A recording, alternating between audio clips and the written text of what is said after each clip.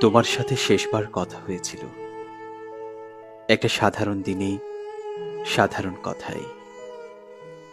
কেউ জানতাম না সেটাই শেষ কথা, কেউ বুঝিনি সেটাই শেষ দেখা। যদি জানতাম আরেকটু থাকতাম, যদি জানতাম আরেকটু কথা বলতাম, যদি জানতাম তোমাকে বলতাম তুমি আমার জীবনে অনেক দামি।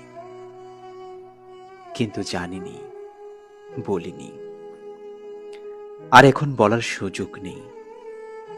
এই আফসোসটা বুকে নিয়ে বাঁচছি, এই অপূর্ণতাটা এগিয়ে যাচ্ছে নিয়ে।